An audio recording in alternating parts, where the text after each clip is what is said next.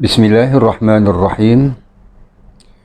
Muslimin dan muslimat yang dirahmati Allah, Assalamualaikum warahmatullahi wabarakatuh. Alhamdulillah, wassalatu wassalamu ala man la nabiyya ba'dah, wa ala alihi wa ashabihi wa man tabi'ahu wa wala. Alhamdulillah, selamat kita bertemu kembali dalam siaran bagi kita menghayati sekelumit tentang sirah para sahabat Rasulullah sallallahu alaihi wasallam, bagi kita mengambil iktibar, pengajaran, bahkan pedoman dalam kehidupan kita pada hari ini. Muslimin dan muslimat yang dirahmati Allah, InsyaAllah pada siaran kali ini kita akan menghayati sedikit sejarah berkenaan dengan sahabat hebat, sahabat yang terkenal dengan sifat zuhudnya. Sahabat yang dimaksudkan adalah Abu Dzar Al-Ghifari radhiyallahu anhu. Muslimin dan muslimat yang dirahmati Allah, kitab-kitab sejarah mencatatkan bermulanya sejarah Abu Dzar Al-Ghifari radhiyallahu anhu dengan kisah perjalanan beliau mencari Islam. Perjalanan beliau untuk akhirnya menjadi seorang Muslim yang menyumbang bagi agama suci ini, dan wafatnya penuh dengan keridhaan Allah Subhanahu wa ta'ala. Ia bermula apabila Abu Dzar Al-Ghifari dinamakan Al-Ghifari kerana beliau ini, sahabat agung ini, daripada kabilah Al-Ghifar, iaitu suatu suku kaum yang tinggal di luar kota suci Makkah,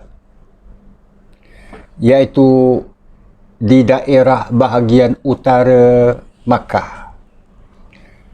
Maka apabila orang-orang dari Makkah umpamanya ingin menuju ke Syam, ataupun sekurang-kurangnya bila ingin menuju ke Madinah, biasanya akan keluar dari Makkah dan akan melalui desa atau perkampungan Al-Ghifar ini.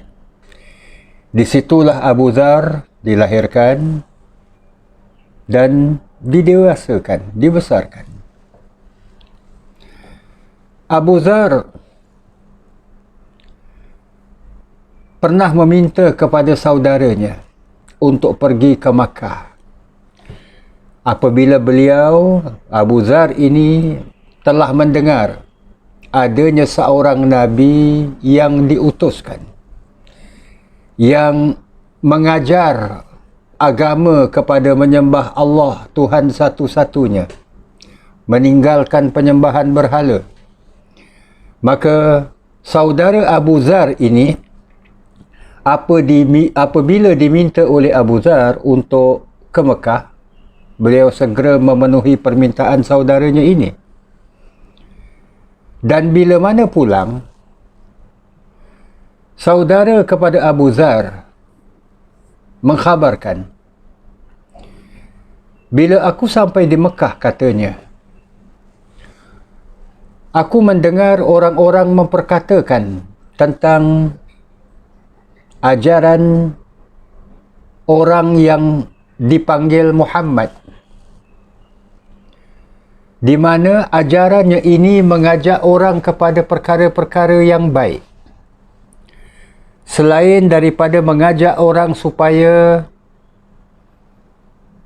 percaya kepada Allah Tuhan satu-satunya, meninggalkan penyembahan berhala, bahkan meninggalkan perkara-perkara yang tak baik. Minum arak, berjudi, membunuh anak perempuan yang baru dilahirkan dan sebagainya. Bila hal ini disampaikan kepada Abu Dzar, Abu Dzar merasakan bahawa maklumat atau informasi yang dikongsikan oleh saudaranya ini tidak mencukupi, belum memuaskan hatinya. Maka itu Abu Dzar mahu menyiasat sendiri, mahu mengetahui dengan lebih dalam lagi siapa itu Muhammad, apa ajaran yang disampaikan kepadanya, ajaran yang dikatakan berunsur kebaikan. Kebaikan yang bagaimana yang disebarkan oleh Muhammad ini. Maka Abu Dzar meninggalkan kampung halamannya menuju ke Makkah. Muslimin dan muslimat yang dirahmati Allah, sebahagian riwayat menyebutkan Abu Dzar bila sampai di Makkah, ialah maklumlah beliau ini orang luar Makkah. Bermakna beliau ini sebagai pendatang atau tetamu.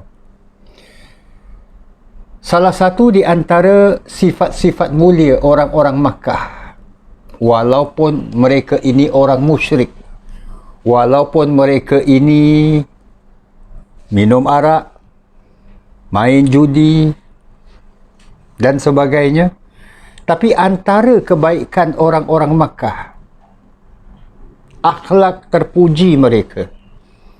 Mereka tidak akan membiarkan orang luar Makkah yang datang ke Makkah ataupun diibaratkan sebagai tetamu-tetamu ke Makkah akan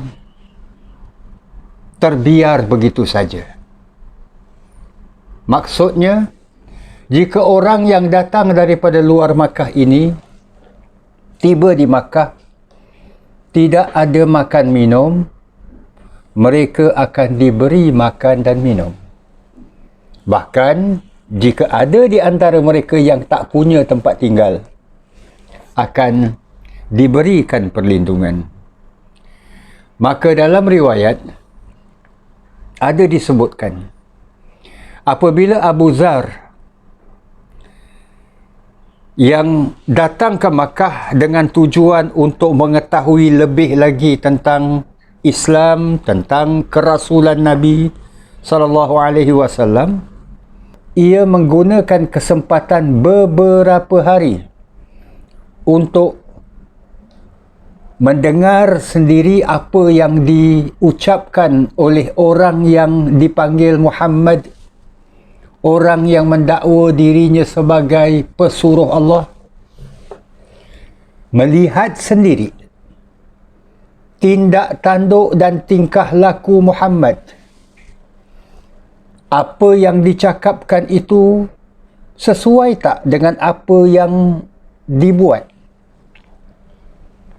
Kalau yang dicakapkan mungkin baik, mungkin indah, tapi apa yang dibuat sebaliknya, bak kata orang-orang kita, cakap tak serupa bikin, ataupun bikin tak serupa cakap, mungkin menjadikan Abu Dzar ini tidak tertarik kepada Islam. Tapi beberapa hari bila mana Abu Dzar radhiyallahu an setelah mengenali sendiri mana satu orang yang dinamakan Muhammad, mana satu orang yang mengucapkan, mengajak orang kepada menyembah Allah Tuhan satu-satunya, bahkan melihat tindak tanduk dan akhlak Nabi SAW. Bukan saja akhlak baginda, malah para sahabat. Abu Zar terpesona. Suka dinyatakan muslimin dan muslimat yang dirahmati Allah.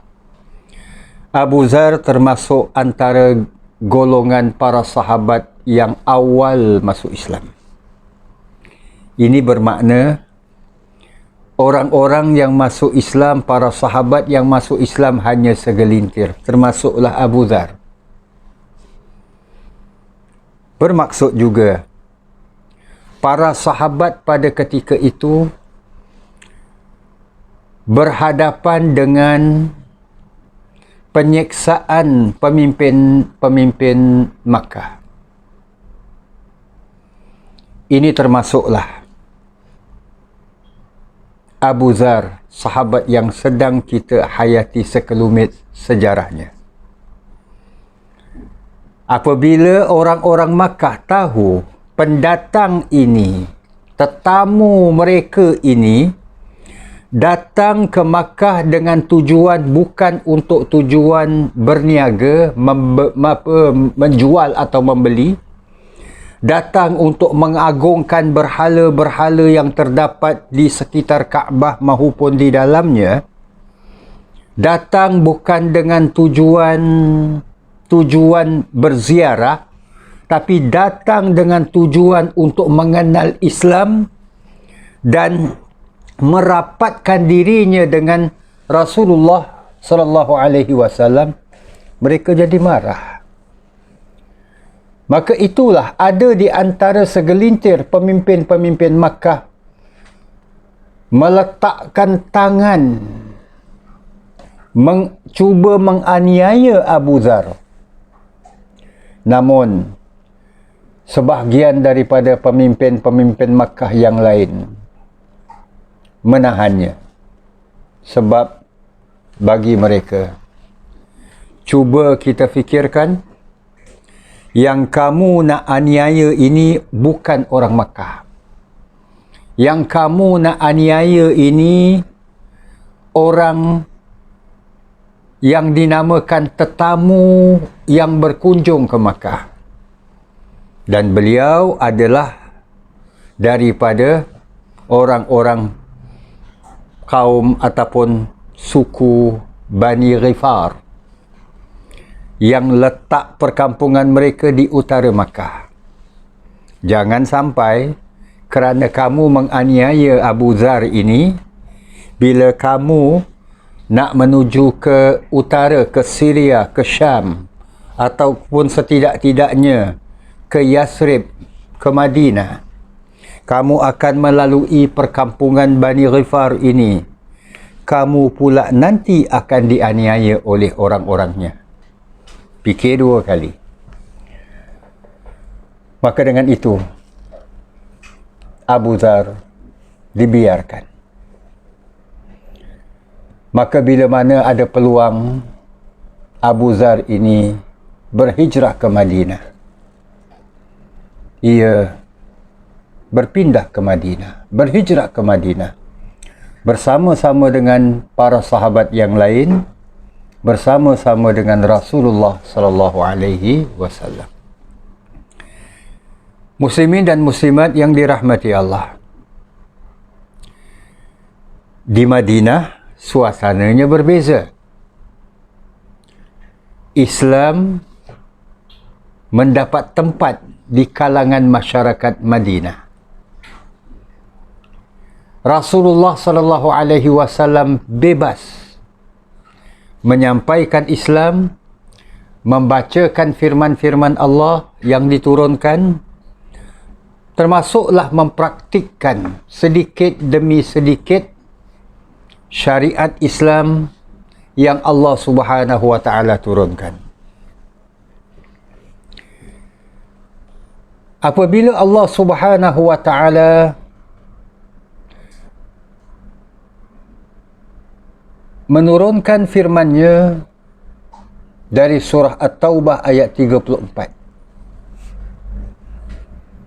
Ayat ini muslimin dan muslimat yang dirahmati Allah telah merubah gaya hidup Abu Dzar.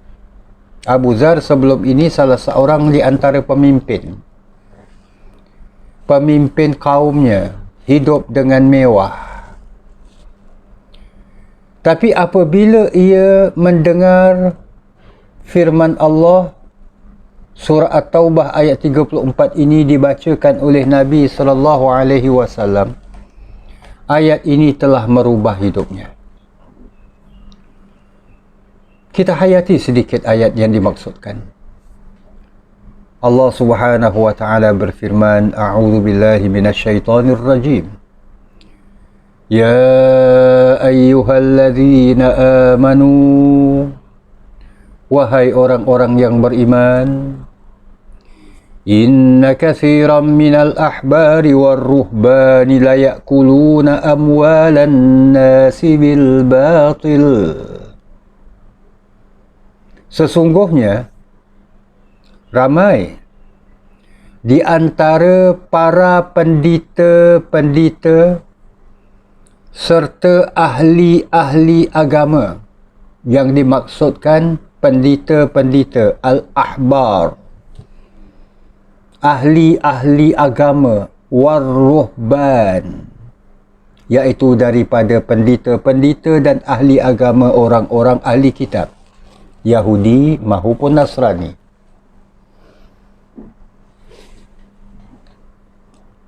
Kebanyakan mereka ini, kata Allah, la ya'kuluna amwalan nasi bil batil. Mereka ini, para pendeta dan juga pemimpin-pemimpin agama ahli kitab ini, memakan harta orang ramai dengan cara yang salah, cara yang tak betul. Wa yasudduna an sabilillah, dan mereka menghalangi manusia dari jalan Allah, agama Islam itu sendiri. Ini bahagian pertama. Namun bahagian yang kedua, yang mana ayat inilah, firman-firman Allah inilah yang merubah gaya dan cara hidup Abu Dzar. Wallazina yaknizuna adh-dhahaba wal fiddata, dan orang-orang yang menyimpan emas, wal fiddah, dan perak, wala yunfiqunaha fi sabilillah, mereka bukan sahaja menyimpan emas dan perak, malah mereka ini tidak membelanjakannya di jalan Allah. Fabashshirhum bi'adzabin alim. Fabashshirhum, maka berilah kabar gembira kepada mereka, iaitu orang-orang yang menyembunyikan emas dan perak, yang tidak menginfakkan, mengeluarkan, membelanjakannya di jalan Allah. Berilah kabar gembira kepada mereka berkenaan dengan azab seksa yang tidak terperi sakitnya. Ini ayat 34. Dan ayat 35 yang menambah rasa gerunnya Abu Dzar. Allah berfirman, Yauma yuhma 'alaiha fi nari jahannam, dan pada hari akhirat, emas dan perak ini, bahkan serta segala harta benda ini, dalam neraka Jahannam, iaitu dibakar. Yuhma, dibakar. Emas dan perak yang mereka himpunkan ini dibakar. Dibakar. Fatukwa biha jibahuhum wa junubuhum wa zuhuruhum, dan diselar dengannya. Dah emas dan perak ini dah dibakar, kemudian dibakar sama, disiramkan, diselarkan pada dahi mereka, rusuk mereka, belakang badan mereka. Maknanya, maksudnya ni seluruh tubuh mereka. Bukan sekadar itu saja, bahkan dikatakan kepada mereka, "Hadza ma kanastum li anfusikum." Inilah apa yang telah kamu simpan untuk diri kamu. Allah kurniakan kepada kamu harta yang banyak, emas dan perak, kamu simpan, kamu tak belanjakannya di jalan Allah. Maknanya kamu tidak berkongsikannya dengan orang lain. Orang yang datang memerlukan bantuan daripada kamu, kamu buat tak tahu dan sebagainya. Orang yang mengharapkan belas ihsan daripada kamu, kamu buang muka terhadap mereka. Nah, ini dia. Harta, emas dan perak yang kamu sediakan ataupun yang kamu simpan, yang kamu tak belanjakan, yang kamu tak kongsikan. Fadhuqu ma kuntum taknizun. Maka rasakanlah azab yang tak terperi itu daripada apa yang kamu simpan. So, emas dan perak yang kamu simpan ini akan dibakar dan akan digunakan untuk menyiram kamu, membakar kamu. So, ini ayat 35. Jadi ayat 34 dan 35 surah At-Taubah ini, muslimin dan muslimat yang dirahmati Allah, telah merubah dan mengubah cara hidup Abu Dhar. Maksudnya, daripada hidup yang mewah, ia belanjakan semua di jalan Allah Subhanahu wa ta'ala. Ia beralih kepada kehidupan zuhud. Zuhud ini, muslimin dan muslimat yang dirahmati Allah, adalah antara yang disalahfahamkan oleh sebahagian orang-orang Islam kita sendiri pun. Hidup zuhud bukan bermakna tinggalkan langsung kemewahan, tak pedulikan harta, bahkan hidup menyendiri, berpakaian compang-camping umpamanya, makan, kata orang itu, serpihan-serpihan daripada lebihan-lebihan orang. Tidak bekerja, hidup banyak menghabiskan masa, duduk one corner di masjid. Itu bukan zuhud namanya. Zuhud ini adalah suatu kehidupan yang mana apa jua kemewahan, kesenangan hidup tidak mempengaruhi kita. Tidak menjadikan kita ini sombong, angkuh, tak menjadikan kita ini melupakan nikmat Allah dan tak tahu mensyukurinya, menjadikan kita ini orang yang tidak berterima kasih, bahkan yang tak mau berkongsi kemewahan dan kesenangan, bahkan nikmat Allah ini dengan orang lain, bahkan dengan makhluk Allah yang lain. Orang yang seumpama inilah orang zuhud. Kemewahannya, kesenangan hidupnya tak pengaruhi dia dari jalan Allah. Sebagai insan yang menghambakan dirinya kepada Allah. Maka itulah dalam sebuah riwayat dikatakan, apabila Abu Dhar merubah gaya hidupnya dalam kehidupan orang zuhud, dan zahid dipanggil. Orang zuhud ini zahidlah dipanggil. Maka Nabi SAW pernah bersabda, barang siapa yang ingin melihat sifat zuhudnya ataupun kezuhudan Nabi Allah Isa, Nabi Isa bin Maryam, maka lihatlah kepada Abu Dzar. Banyak sejarah tentang Nabi Allah Isa, sifat zuhudnya bagaimana. Maka Nabi SAW mahukan para sahabat yang lain lebih mengenali Nabi Allah Isa, Nabi yang diutuskan Allah sebelum baginda SAW, dan sifat zuhudnya. Maka Nabi katakan, lihatlah kepada Abu Dzar.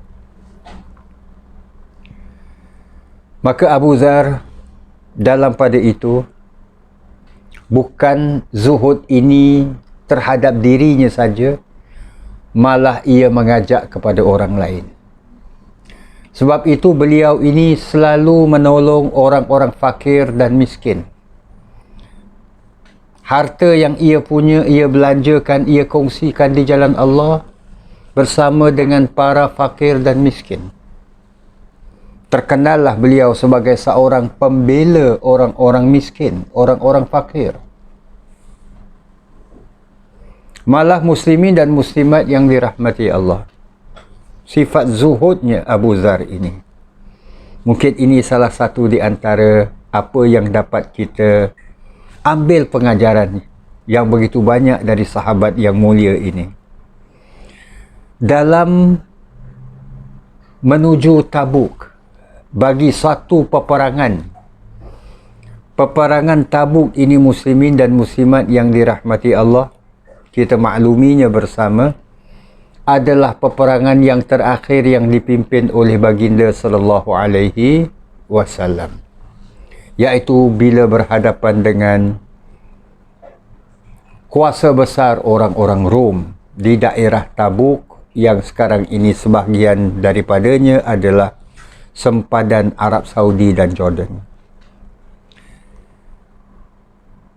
Muslimin dan muslimat yang dirahmati Allah, kita maklumi sejarah perang Tabuk ini begitu luas, termasuknya ada beberapa sahabat yang tak ikut serta dalam peperangan ini, yang akhirnya mereka dipulaukan oleh masyarakat Islam pada ketika itu. Abu Dzar ikut serta dalam peperangan Tabuk ini. Maka Abu Dzar radhiyallahu an dilihat dan didapati adalah antara orang yang agak terkebelakang sampai di Tabuk. Bila Nabi SAW bersama dengan para sahabat yang lain, tentera-tentera Islam yang lain, tiba di Tabuk, Abu Dzar belum sampai.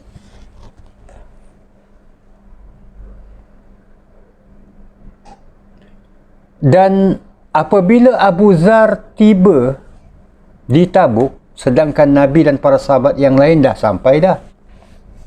Awal daripada itu,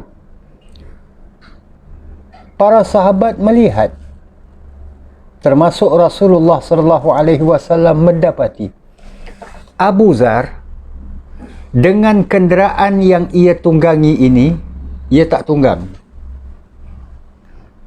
Unta yang beliau naiki, beliau dilihat berjalan beriring dengan untanya, bukan beliau berada di atas unta. Maka bila sampai, dan Abu Dzar ini sendirian, tiba penghabisan kali kan, sendirian. Bila mana tiba, Rasulullah SAW bertanya kepada Abu Dzar, wahai Abu Dzar, mengapa tak naik saja, tak tunggang saja unta kamu ini? Abu Dzar menjawab, ini nilai-nilai ihsan yang ada pada Abu Dzar yang seharusnya kita ambil contoh tauladan daripadanya. Apa kata Abu Dzar? Ya Rasulullah, bila aku dapati unta ini begitu lemah berjalan kerana muatan yang diletakkan di atas badannya, ditambah dengan aku pula sedang berada di atas unta itu, bila aku dapati unta ini begitu penat, mungkin,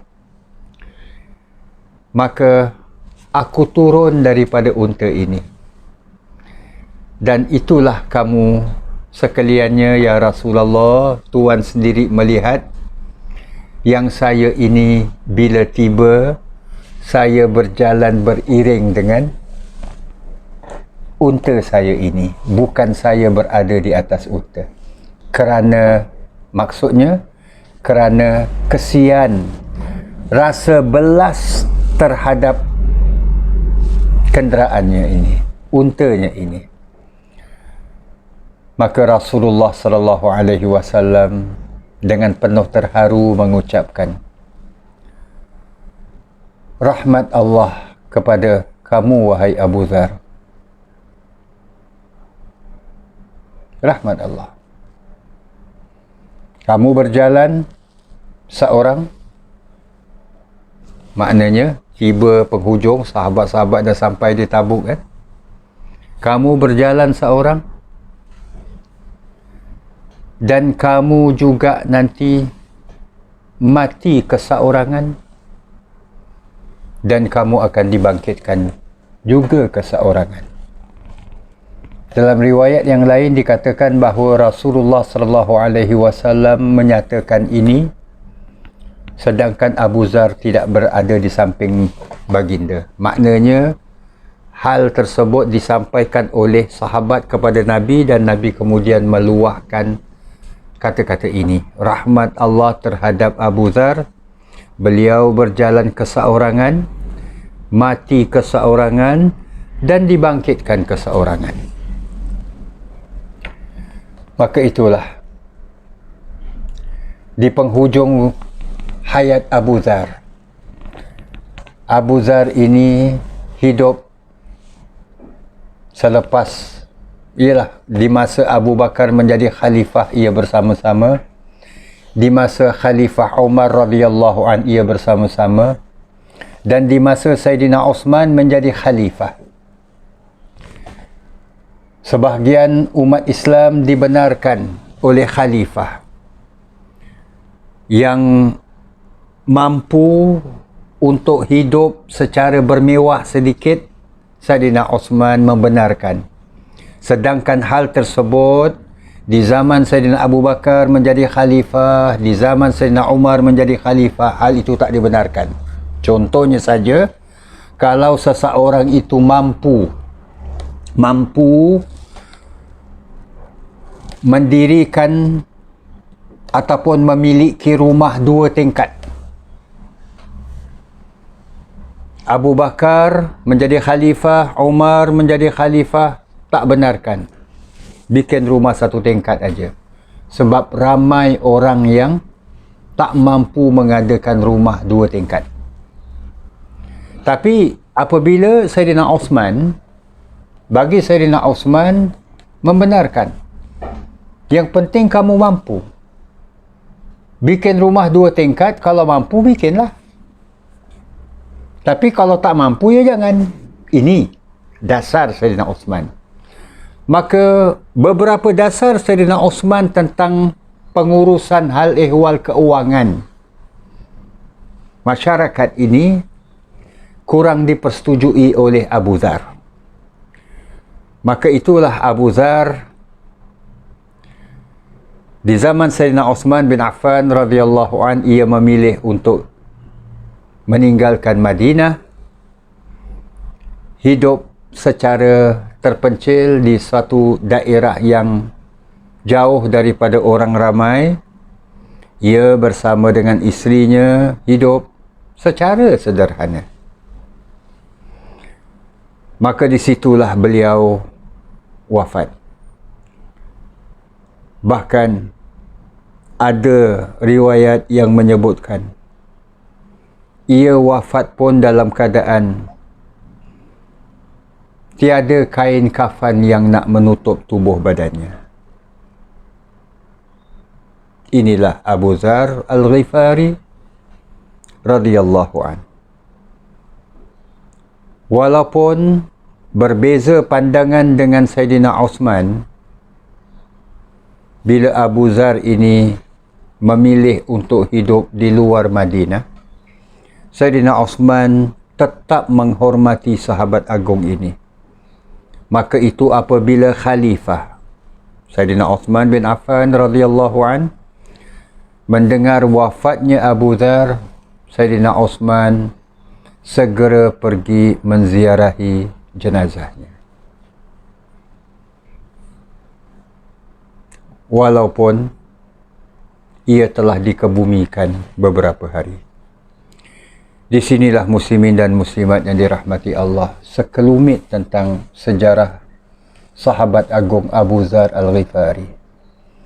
Ayat Al-Quran, hanya sepotong 2 ayat telah merubah gaya hidupnya. Merubah gaya hidupnya bukan sekadar dari tak baik kepada baik, sudah barang tentu tidak pada Abu Dzar, tapi sepotong 2 ayat ini, ayat 34 dan 35 surah Taubah ini tadi, merubahnya daripada yang baik kepada yang lebih baik. Hidup secara zuhud. Hidup sebagai seorang Muslim yang tidak dipengaruhi dengan kemewahan. Bahkan yang menjadikan harta ataupun kemewahan, rezeki yang Allah kurniakan kepadanya digunakan untuk lebih mendekatkan diri kepada Allah Subhanahu wa taala. Mudah-mudahan kita dapat mengambil iktibar daripadanya. Insya-Allah kita akan menghayati sejarah yang lain dalam siaran yang lain insya-Allah. Terima kasih di atas perhatian semua. Wassalamualaikum warahmatullahi wabarakatuh.